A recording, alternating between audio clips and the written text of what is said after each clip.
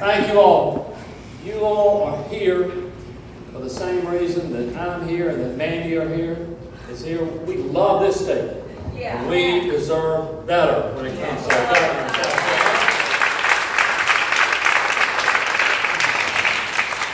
We are too good of a people and too good of a place to be 50th in anything, right? I am tired of seeing South Carolina on the bottom of the list we should be on the top of, and on the top of the list we should be on the bottom of. And that's what this election is about. This election is not about me being governor or Mandy being lieutenant governor. This election is about the people of our state and their future. That's what gets Mandy and me up every day, traveling across this road and the entire ticket. Everybody that's running this year knows that this is the time. This is a critical election. We will not have this opportunity again. Because it's happening out there. The opportunity is there. But what is at stake will impact the next generation. Because we know the biggest challenge facing the opportunity for our citizens and to have jobs and upward mobility is education. Workforce education is the greatest challenge, and the choice could not be clearer this year. Could not be clearer. We've got a great teacher shortage, huge problem facing our schools. And all we have ever heard, our governor, all we've ever heard Henry say, is that he wants to arm our teachers with weapons. It's not going to educate a child. I'm going to arm our teachers with better pay because they deserve it. Right?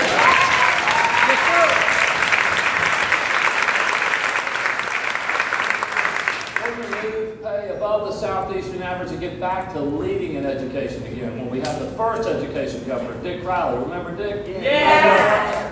He did it right. And I haven't figured it out yet, and I don't know what it means, but for some reason, 20 years ago, the last education governor here was Jim Hodges. And I don't know if you remember. I remember I was a minority leader then. And guess what? We were doing great things. I got to be the leader that signed the bill, that got on the bill for the first steps to school readiness. And we delivered the first ever child education. It's time to get back to that, to invest in our people and making sure that every parent in our state has access to high quality early care and education, because we know every dollar spent then pays $7 back later. We've got to invest in our kids, right? Because I know whether we're in Charleston or Chester or Greenville or Greeleyville or here in Beaufort, I know our kids can learn. Given the support and resources to do so. And we're going to deliver on something called project-based learning in every school of our state. So we're going to connect educational opportunities with economic opportunities when our kids get out, right? Yeah. Today, we had a I'm very thankful, somebody who's been a dear personal friend for a long time, and somebody who really has inspired me to continue to push and seek this office, came to town. And he talked a little bit about this, but he is our former Vice President, Joe Pye. Hey, Joe,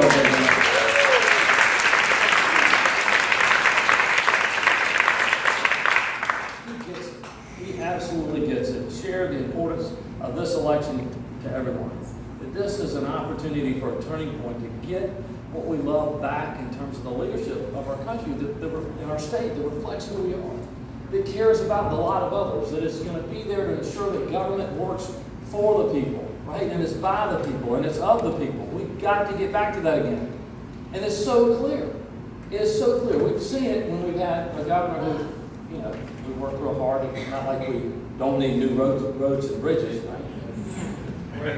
You don't need border signs anymore. You can just cross the border with your eyes closed, when you're crossing the border, right? And it does not reflect the pride we have in our state to have roads like that.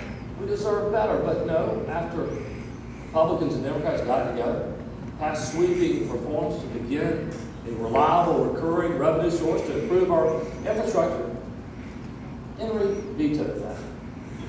He was looking out for his future, not ours. It is time that we have leadership that cares more about doing this job than keeping this job.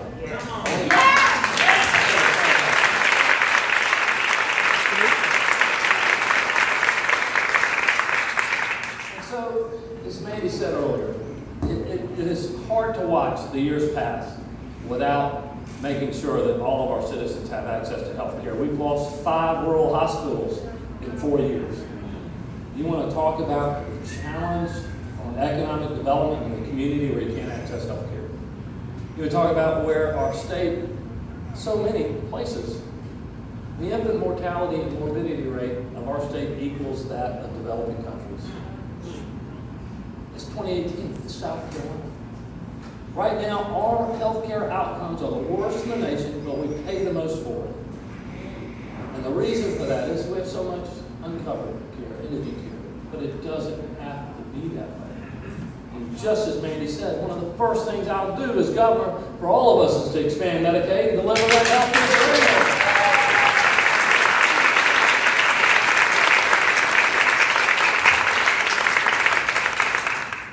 It's not just about the money, right? I'm tired of this big government versus small government. I just want smart government. Right? That's it.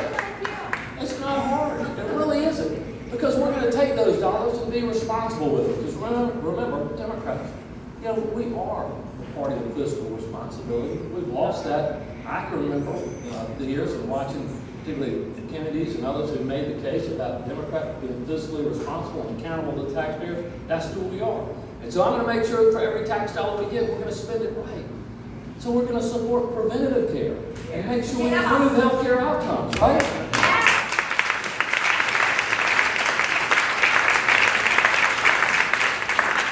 And the truth is, when we do that, we save tax dollars. We actually better utilize those. We end up with a healthier state. And you know what? Other states are doing this. It happens elsewhere. It ought to be here in South Carolina. Mandy and I and others here that are running, we're going to deliver that to the people of our state and show what Democrats can do in office and moving our state forward, right? Yeah. And that's just the beginning. That's just the beginning. We have among the highest tuition rates when it comes to higher education in the Southeast. Too many of our young people first have a difficult time even getting into higher education. But once they do, they mount huge debts with not enough economic opportunity when they get out. Well, we have a plan for a tuition freeze, and then to begin the process of reinvesting in our schools, making sure that higher education is accessible to anybody who wants to work hard and achieve, that they can have the opportunity to make what they can in their lives and take that opportunity to, you know what, in the end, we all want the same. To be able to leave a little better slice of life for our kids than what we had for ourselves. Right? That's right.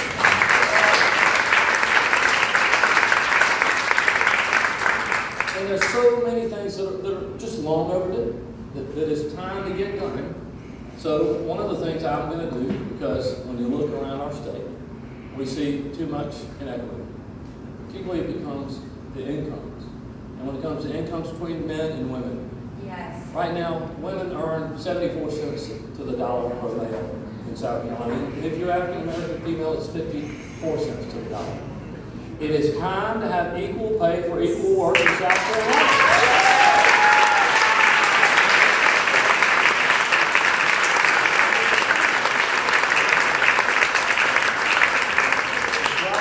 It's right, it's good for business, and it has the support, and it needs the leadership to get it done. I also know this.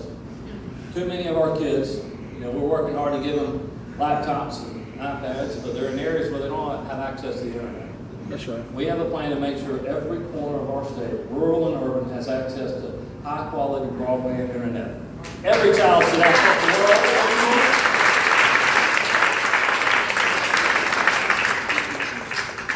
And one of the things that I've watched over the past 2 decades, it's hard to believe, 22 years. I think I was 12 when I ran the first time. Must have been. Had to be. But we work real hard to ensure we have an energy future, one that is competitive, one that is written by South Carolinians for South Carolinians, not by the utilities for their interests and what they want to see happen. Because guess what? When that happens, we have among the highest utility rates in the country. Yes. And that's what's happening. The system's broke. It's not working for us. So that's why when we get this done, and we already have the bill done, and as my good friend Representative Rivers has seen, and we worked on together, and ensuring passage in the House, a bill that would say utilities, if you can buy a kilowatt of power less than what it costs you to generate it, meaning solar, you have to buy it, and you have to pass the savings on to the customer. Other states do that. We need that competitive edge here in South Carolina.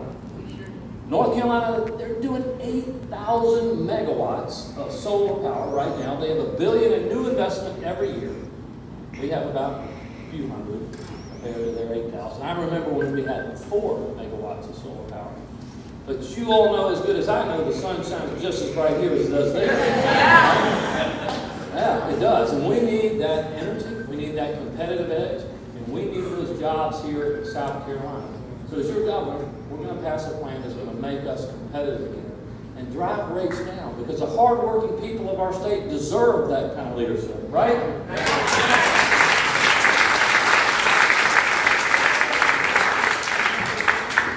I want to tell you a story, kind of what I think kind of gotten me here today, and it really started with my parents.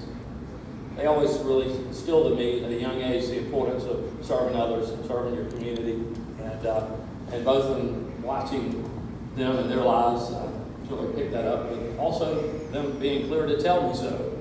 And I can remember at a young age, I think it was about 5 or 6, and I went on a Cub Scout camping trip with my dad.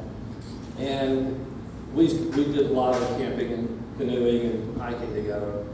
And we sat in this campsite. We woke up the next morning and started packing up the tent, getting our backpacks back together.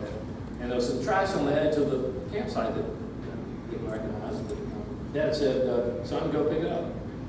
And of course, the young, strong sense of justice, 5, 6-year-old lawyer, and he said, that ain't mine. I didn't put it there. I don't have to pick that up. And he said, son, go pick it up. Because it's not about you. This is not about you. It's about those of you who come after us. And it don't matter who put it there, but we have an obligation to leave this place, this campsite, better than we found it. Right?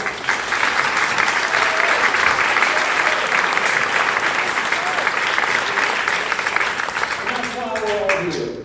We love this state. Every one of us are going to do everything we can to leave this state better than we found it. And Lord knows the people of our state deserve better. Yes. And the opportunity is there. I know this. I can't do it without everyone in this room. But I can tell you this, with your help, we are going to win this race. Yeah.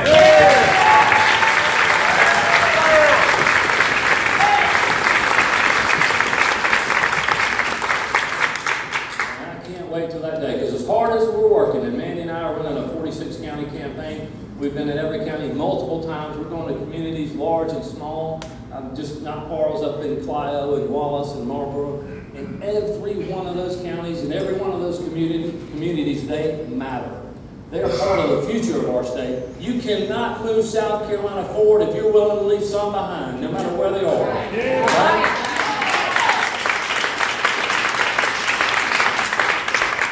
We are all connected, and we're all in this together. And that's what this campaign is all about. So you're here because I know you share with me the sense of responsibility that we all have. This is not my campaign.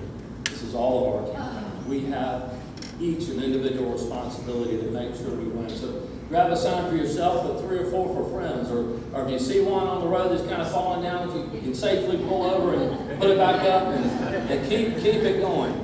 We are 23 and a half days away. I think I can stand on my head for that long. Well, we're doing everything we can, and the stakes could not be more important. We will not have this opportunity again. I'll tell you something that Henry has never heard. He has never heard this. Hey, Mr. McMaster, I'm James Doak. I have voted Democrat all my life, but I'm going to vote for you this year. I've never heard of it. I promise you. What I hear at least more than a dozen times a day is, James, I voted Republican all my life, but I hear and see what you stand for. And you know what? There are things more important about being a South Carolinian than being a Republican or a Democrat. The things we share in our future. And I'm voting for you. Right?